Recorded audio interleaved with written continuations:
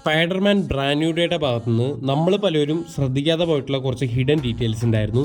അപ്പോൾ അതെന്തൊക്കെയാണെന്ന് നമുക്ക് നോക്കിയിട്ട് വരാം. അതിലാദ്യം തന്നെ ഈ ഒരു കൈയുടെ ഷോട്ടും അതുപോലെ തന്നെ ഈ ഒരു ബാക്ക് ഷോട്ടാണ്. ഇത് സേഡി സിംഗിന്റെ ക്യാരക്ടറാണ്. ജീൻ ഗ്രേ എന്ന് പറയുന്ന ക്യാരക്ടർ ആയിരിക്കും സേഡി സിംഗ് ചെയ്യാൻ പോകുന്നത് എന്നാണ് കേൾക്കുന്നത്. അതുപോലെ തന്നെ ഈ കാണുന്ന ഷോട്ടുകളെല്ലാം തന്നെ ദി അമേസിംഗ് സ്പൈഡർമാൻ എന്ന് പറയുന്ന കോമിക്സിന്റെ കവർ പേജിൽ നിന്ന് ഇൻസ്പയർ ചെയ്തിട്ടുള്ളതാണ്. അതിൽ നിന്ന് തന്നെ ഈ ഒരു ഷോട്ട് ദ ന്യൂ അവഞ്ചേഴ്സ് എന്ന് പറയുന്ന കോമിക്സിന്റെ കവർ പേജിൽ നിന്ന് എടുത്തിട്ടുള്ളതാണ്. ഈ ഒരു ഷോട്ടിൽ ഈ താഴെ നിൽക്കുന്ന രണ്ടുപേരും നോക്കുന്നത് സ്പൈഡർമാനെ അല്ല, മറ്റാരോ സ്പൈഡർമാന്റെ ഒപ്പം നിന്ന് തന്നെ ഫൈറ്റ് ചെയ്യുന്നുണ്ട്. അപ്പൊ അത് നമ്മുടെ ചാർലി കോക്സിന്റെ ഡെയർ ഡെവിൽ ആണെന്നുള്ള ഒരു റൂമർ കേൾക്കുന്നുണ്ട്. പക്ഷെ ചാർലി കോക്സ് തന്നെ ഈ അടുത്തൊരു ഇന്റർവ്യൂവിൽ താൻ സ്പൈഡർമാൻ ബ്രാൻഡ് ന്യൂ ഡേ എന്ന് പറയുന്ന സിനിമയിൽ ഉണ്ടാവില്ല എന്നുള്ളത് കൺഫേം ചെയ്തിട്ടുണ്ട്. പക്ഷെ അങ്ങനെ പുള്ളി പറഞ്ഞാലും ചിലപ്പോൾ ഉണ്ടാവാനുള്ള ചാൻസ് ഉണ്ട്. അല്ലെങ്കിൽ പണീഷറോ മറ്റോ ഹൾക്കോ അങ്ങനെ ആരെങ്കിലുമൊക്കെ ആയിരിക്കാം ഈ ഒരു ഷോട്ടിൽ ഉണ്ടാവാനുള്ള ചാൻസ് കൂടുതൽ. പിന്നെ എനിക്കുള്ള ഒരു ഡൗട്ടാണ്, പീറ്റർ പാർക്കർ അത്ര വലിയ പണക്കാരനൊന്നും അല്ല, നമുക്ക് എല്ലാവർക്കും അറിയാം, ഒരു പാവപ്പെട്ട പയ്യനാണ്. പിന്നെ എങ്ങനെയാണ് പീറ്റർ പാർക്കറിന്റെ കയ്യിൽ സാംസങ് ഗാലക്സി സെറ്റ് ഫ്ലിപ്പ് എന്ന് പറയുന്ന ഫോൺ വന്നു എന്നുള്ളതാണ് എൻ്റെ ഒരു ഡൗട്ട്.